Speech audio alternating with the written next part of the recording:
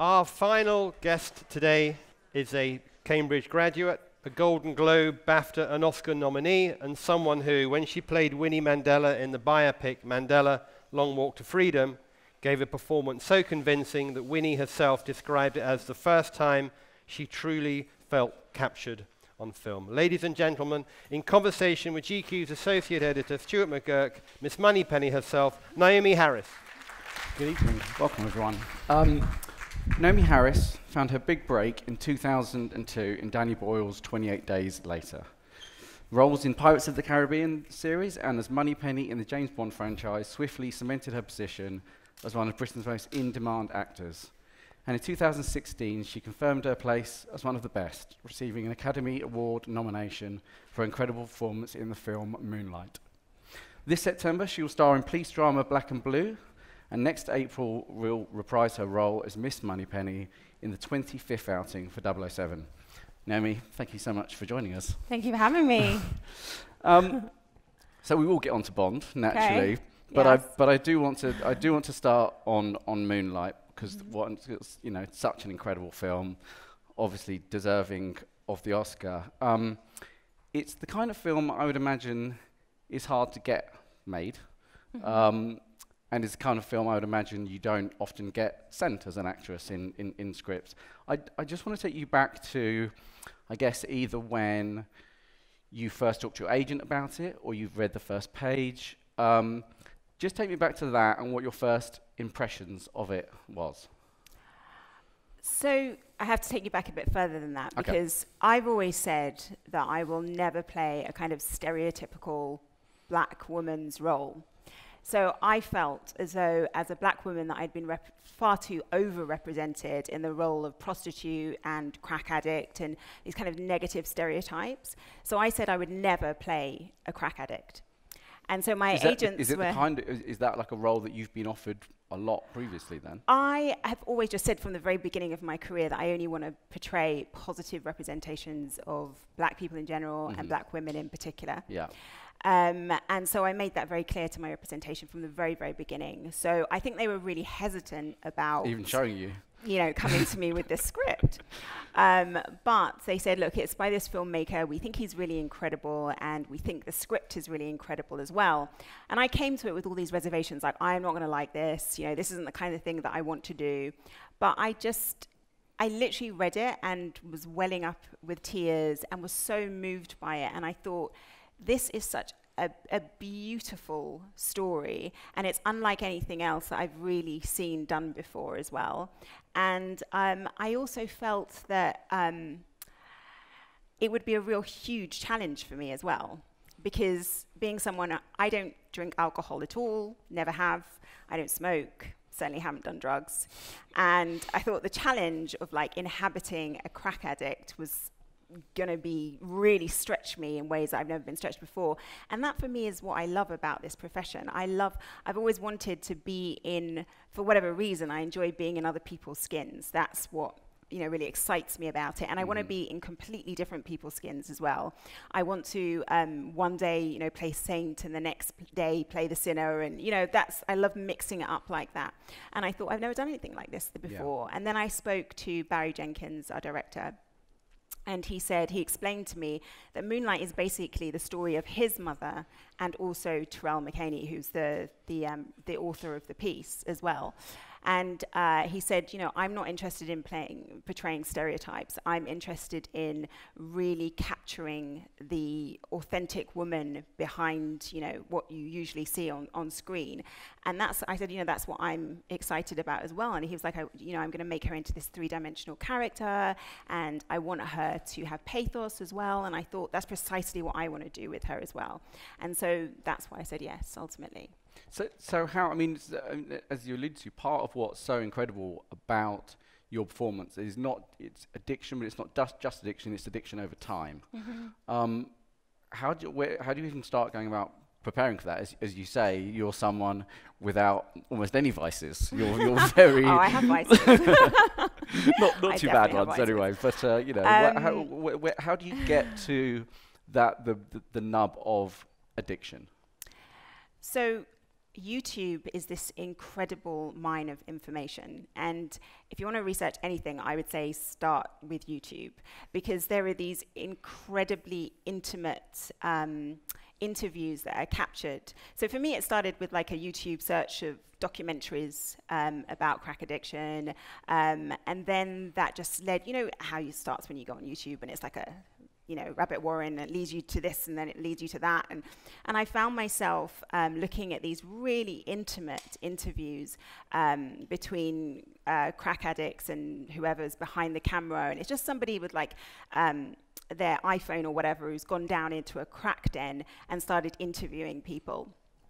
And they were just so honest. And what I found was that in every single case of where a woman was being interviewed about her addiction, when she was asked, how did this all start? They all said that they'd been sexually abused. Really? And I found that so fascinating. And I wanted to understand why that was. And for me, I started doing like loads of research about that, and you know, and imagining as well what it must have been like for Paula growing up, and if she was sexually abused, who would she have spoken to about it? Would she have had counselling? Would anybody have even believed her? And what I realised was that addiction for all of the women that I saw being interviewed, and particularly for Paula, was about pain, ultimately. It was a way of getting out of this cycle of pain, because something happens to you when you're a child, you can't explain it, you don't understand it, you have no words for it, and you have no ways of communicating it with somebody else, or of, you know, just understanding that experience. And so what you do is you try and numb it and bury it.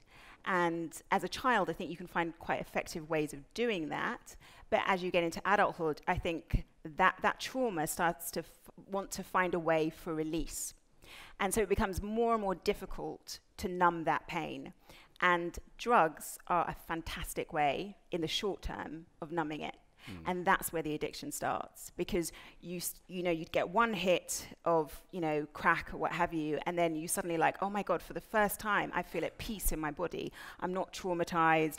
I don't feel this huge weight of what has happened to me. I forget about it, and I feel bliss for the first time, probably in my entire life. The thing is that first hit that you get from drugs is you're never going to be able to repeat it, but you're constantly chasing it. And then drugs becomes a master to you and destroys you ultimately. So it's this thing that you have this love affair with in the beginning, but ultimately you start to hate it and it starts to destroy you, but you can't let go of it. And so I was fascinated by that, because it's something that I knew nothing about, and suddenly I'd gone on this whole journey and learned about this whole other world, and I wanted to portray all of that with Paula. Yeah. So you were approached for the role, is that right? I'm sorry? You were approached for the role. Yes. Our producer approached so me. You're an incredible actress, so that is obviously why. But as you say, you are someone who's kind of very clean living. Yeah. I mean, did they say what about you particularly? They thought you could do it? I don't know. Actually, I don't know. I never asked Jeremy, who produced Moonlight, why he thought that I could do it. I think he said just because he felt like I was really versatile. But he spun me this whole tale because he said that Barry really wanted me to do it, and Barry thought I was the only person who could play his mother. In fact, Barry had never heard of me and didn't know anything about it, but I fell for it. So. Well, it worked on their behalf anyway. Yeah. So. It's it's a rare film in a few ways. Firstly, it has an all-black cast, which shouldn't be rare, but is. Not anymore, though. Not more anymore. and more of those more happening, which is great. And you know, with LGBTQ themes as well. What was when you were making it? What was the expectation for how big it would be? What was, you know, did you have a certain goal in mind? I mean, I guess you can't have imagined it would become what it did necessarily. No, I mean, I didn't go to it with any expectations, because it was a very, very low budget movie. I think it was made for like 1.2 million, so super, super low. There were no trailers. There's no glitz and glamour in making this movie in particular. But I did it because I wanted to play this role, and also because I saw Barry's first film, which is Extraordinary, which he made for about $30,000, which you can see on YouTube, and is incredible and such a beautiful movie and had me so moved, and I was like, I just want to do it because I want to work with this guy, because I think he's incredible, and because I want to play this role, which I think is going to take me to places that I've never been before. But I didn't have any expectations about it doing, certainly not as, winning movie of the year at the Oscars. No. Nobody, I don't think anybody expected that. Maybe Jeremy. Jeremy is a very seasoned producer, so maybe he did. But I don't think any of us expected that. But when there's a film as extraordinary as that, you must, even though obviously you don't know the success it's going to have, you must have a feeling when you're doing it that we're doing really good work right now. No. Do you not? I know, you don't have any sense of that whatsoever, because sometimes you can do great work on a film and actually it ends up not doing particularly well at the box office, or, as often happens, you think you're doing really great work and then the way it's edited or whatever, it ends up not being a great film. Yeah. So you never really know. That's the magic of making a film, is there are so many different elements that have to be. It's like making a cake. There are all these different ingredients, and you miss one, or one is slightly off, then the cake just doesn't work.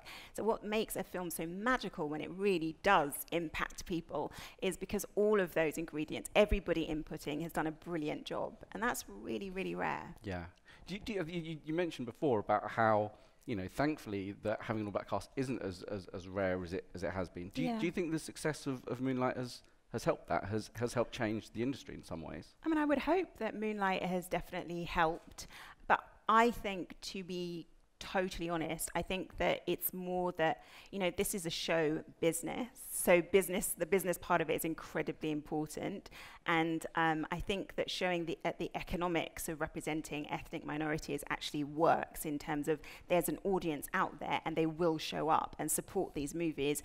I think that's been much more impactful for the industry, in terms of making them want to do more movies. The success of Black Panther, for instance, hasn't hurt. Exactly, yeah. I have to ask you about the mix-up at the Oscars.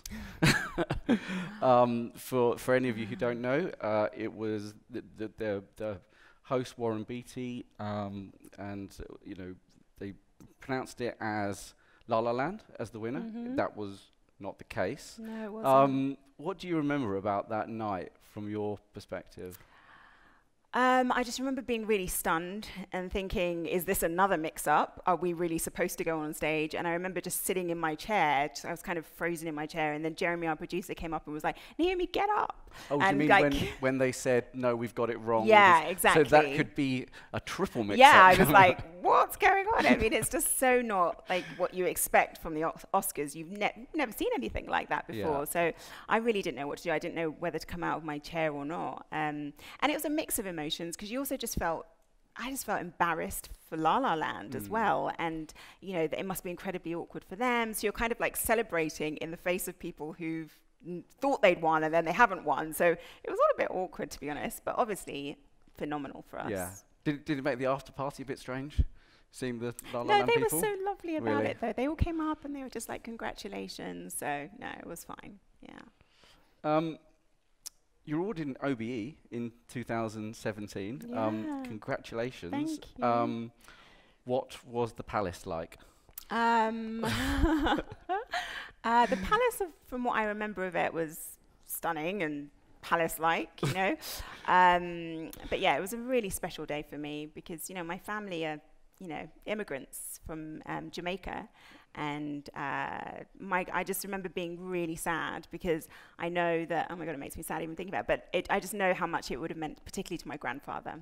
Yeah. So my grandfather was always the one who kept like the royal coins and, anything royal going on. He was really into all of that. So it was such a shame that he's not alive anymore because I would love to have taken my grandfather to that. Yeah, yeah. Mm-hmm. Do you remember what the Queen said to you?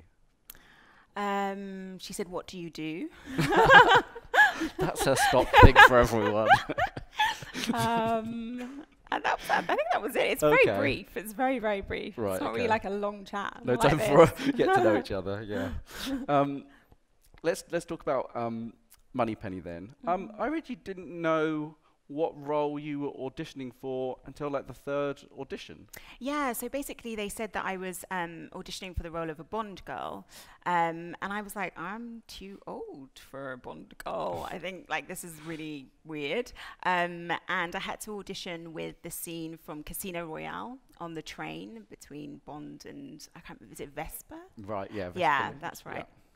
So I had to do audition from that, and I was thinking, I know when they're doing, Bond casting, that they cast all around the world and thousands of actresses, and so I just thought, I'm just one of, many. This isn't going to go anywhere. I had no expectations whatsoever until the third audition, when they said, we'd like you to play this role, and it's actually not for a Bond girl. You're going to play Moneypenny. And then I was thrilled, because I was like, that makes so much more sense, and also she doesn't die, so this is fantastic. Well, yeah, that is good. It's a recurring role. But they actually told me, they said that it was so top secret that I thought, oh my gosh, I can't even tell my my team. So I never did.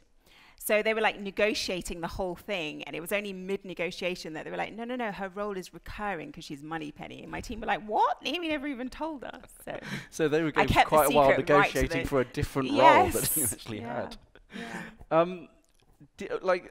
As you say that you kind of thought, that maybe that the role wasn't right for you. Would you have had, if it was for, let's say, a traditional sort of Bond girl, would you have had the reservations? I mean, I wouldn't have liked it as much. It's not sort of, I felt so it probably wouldn't represent me as well and the kind of things that I like to do with my career. But I certainly wouldn't have said no. Yeah. No.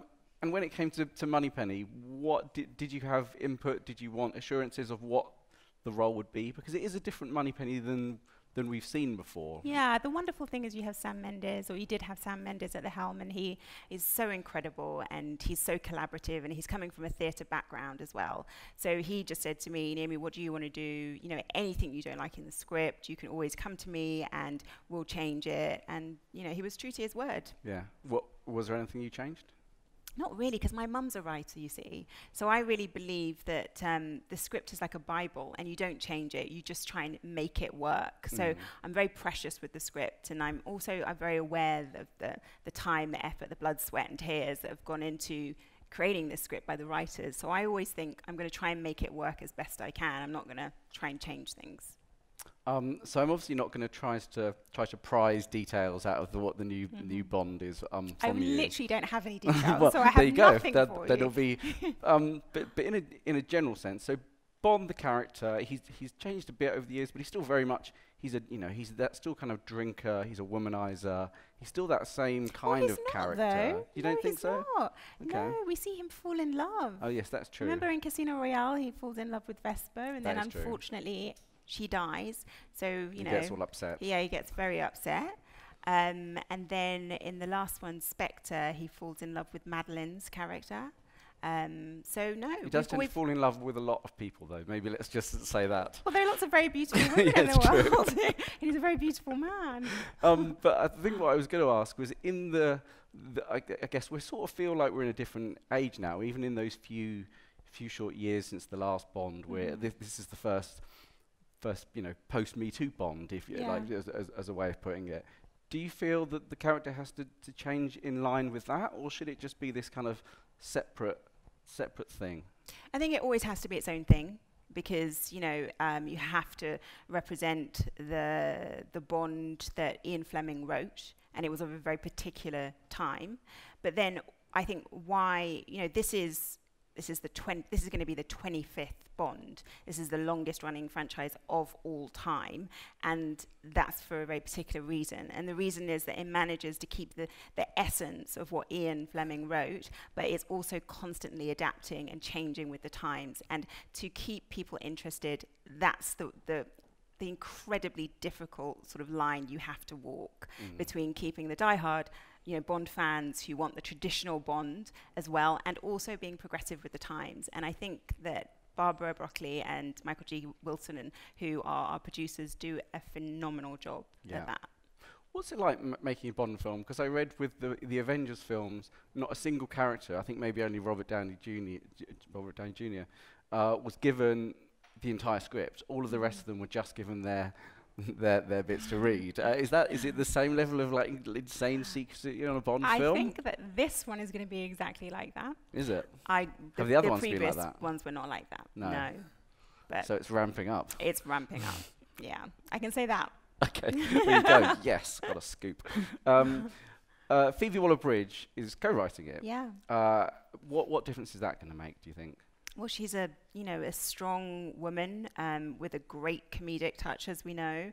So I think she's going to really amp up the female perspective. And, the Bond of old that you were talking about, I think his days are numbered. Yeah, but probably no kind of ironic looks to camera. Probably not. Okay. We'll leave that to other franchises. Yeah. But I'm kind of interested in that, because I know you said in the past that for female actors, you almost have to kind of bring more to the screen than there sometimes is on the page. The female parts are often underwritten, and it's sort of, you almost have to kind of strain to make them not underwritten. Is that only going to change with more women writing the scripts? Well, I think absolutely. I think that is the fundamental root cause of the problem, is that largely they're not written by women. So it's men writing about experiences and, sex that they don't quite necessarily understand because they've never inhabited it. And I think if I were writing, I'd probably favor the female characters because that's what I know. So it's understandable that it's been like that. But with wonderful writers like Phoebe, getting this opportunity to have such a powerful voice in a huge franchise like Bond, we're going to see that change massively. Yeah. Can you, when you're sent a script and you start reading one, even before you see who it's by, can you tell if it's written by a man or a woman? I would say yes, but I've never had to test that Right. because you always get the name at the very beginning. Yeah. So It gives it away. yeah, you have to quiz me about that later. And your next film, Black and Blue, which you play... It's not necessarily called Black and Blue, by the way. That's it's the the unnamed thriller at the moment. Unnamed thriller. Yes. But it is where you play a rookie cop who witnesses the murder of a drug dealer by two corrupt police officers. What can you tell us about that? You just told me beyond the plot line, I guess. I think it's a wonderful exploration of the importance of body cameras, basically. Because it's really about, this cop capturing a murder on her body camera, which means that her fellow cops are kind of hunting her down because they want that footage. And I think it's really a timely piece because there's a huge discussion, huge debate, particularly in the States, about whether or not every cop should have body cameras. And obviously with the advent of, iPhones and capturing quite police brutality on phones, that's a really important question. So I think this script does an amazing job at exploring that and bringing that into a wonderful dialogue, which I hope people will continue after they watch the film. Yeah. I mean, it's another one of that feels that it's going to be, not only it sounds like it's going to be a film, very very important film in terms of the issues that it deals with. Yeah. I just wanted to ask you, so really early in your career, you were in the Pirates of the Caribbean franchise, which let's say they're different kinds of films. What was the experience of that like for you at that age? What was that like? I'm just cast my mind back. It's a long time ago now. I remember that my mum was my accent coach for it. And it was the first time I'd kind of explored doing a Jamaican accent, and I loved doing all of that. And I was really hugely intimidated because Pirates of the Caribbean was this huge hit. And then I came along in the second one, I believe it was, the second and third. And it was really at the start of my career as well. So I remember being hugely intimidated, and I remember that it wasn't glamorous at all. I expected it, since it was a huge budget movie, I expected it to be really glamorous. But by the third one, I remember that I was hosed down. We were all lined up on the ship because we were in the Bahamas, and then we'd be sent out on this ship, which we'd go in the middle of the sea. We'd be hosed down with seawater, cold seawater, and then be cold and wet all day in our costumes. It was not fun. at all. That's not what you imagined when It's you imagined not what I imagined at all. big budget Hollywood No, drama. but everybody was doing it. Can I just ask you, there's been an ongoing debate about, especially the kind of the roles that you are now kind of being defined for, that somehow those films are dying, or that they're more scarce, that they're harder to be made. The films like Moonlight, maybe, and the films like the film that isn't called Black and Blue, but is about that issue. Yeah. Where do you see the state Hollywood is in? Because in some ways, we're making more content than ever before with kind of Netflix, with the new Apple streaming site. But are we making, is it still a problem to make that kind of really high quality kind of films, or that films that are tackling difficult subjects? I mean, I would say it's easier. Okay. I would say it's easier because what it's really about is what's happened over time is that it's become cheaper and cheaper to make film. All right. So that means that you don't need a massive budget. As I said, Barry Jenkins made a really beautiful film for about $32,000. Moonlight, winning best film at the Oscars, was made for $1.2 million. I don't think you could do that back in the day. I think you needed huge publicity budgets. I think you needed huge budgets to just manage the crew and the cast and to wield the whole technology of it and so on. But now you really can do that. So I think it makes it even more possible for films like Moonlight to be made.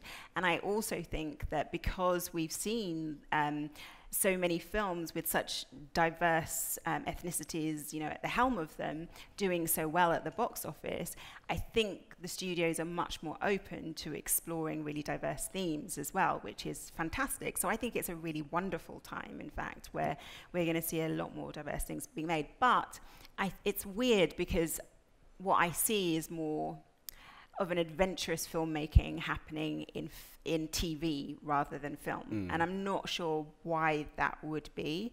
But yeah, it does seem as though the real risk-taking happens in TV at the moment. But I hope that will change. Yeah. Okay, Naomie Harris, thank you very much. Thank you.